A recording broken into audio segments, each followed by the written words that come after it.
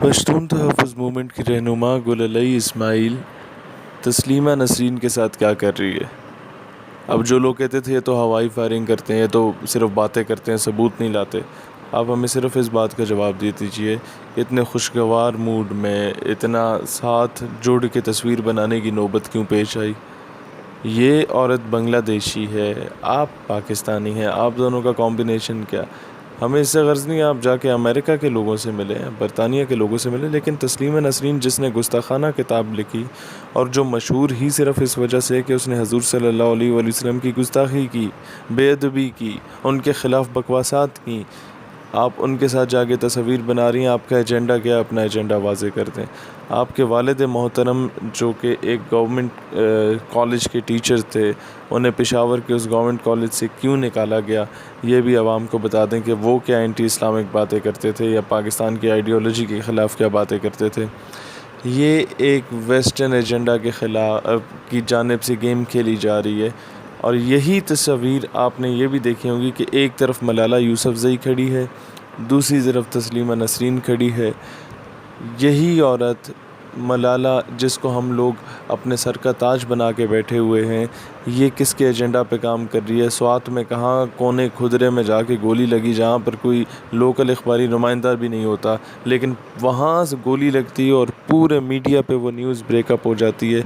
کون کراتا ہے؟ یہ ایک سوچی سمجھی سازش تھی۔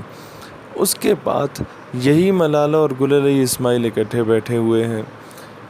یہی لوگ، ان کی کئی میں آپ لوگوں کو تصاویر دکھا سکتا ہوں جو کہ ایسے لوگوں کے ساتھ ہیں کہ آپ خود دیکھ کے حیران ہو جائیں گے کہ یار کن لوگوں کو ہم نے اپنے اوپر مسلط کیا ہوا ہے، کن لوگوں کو ہم لوگ لیڈرز بنا کے بیٹھے ہوئے ہیں۔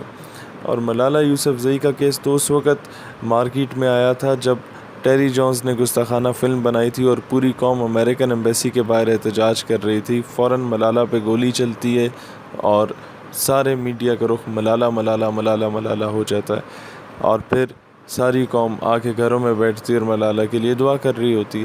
سال کے بعد پتہ چلتا ہے ان کے ساتھ تو کھیل کھیلا گیا تھا۔ اسی طریقے سے جب بھی کسی گستاخ کو باہر بھجوانا ہو یا کسی عاشق رسول کو شہید کرنا ہو تو معاملے کو دبانے کے لیے یا دھماکہ ہو جاتا ہے یا مصطفیٰ کمال کی پریس کانفرنس چلا دی جاتی ہے 4 گھنٹے، جس کا نہ کوئی سر ہوتا ہے نہ کوئی پیر ہوتا ہے۔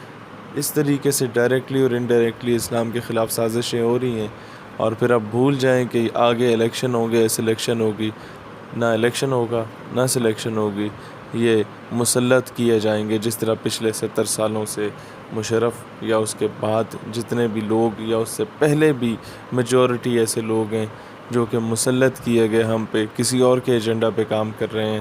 اور آپ یہ دیکھ لیجئے گا کہ مستقبل قریب میں ملالہ کو پاکستان لایا جائے گا بطور سیاستدان، اور اسے وزیر اعظم بنانے کی پوری کوشش کی جائے گی۔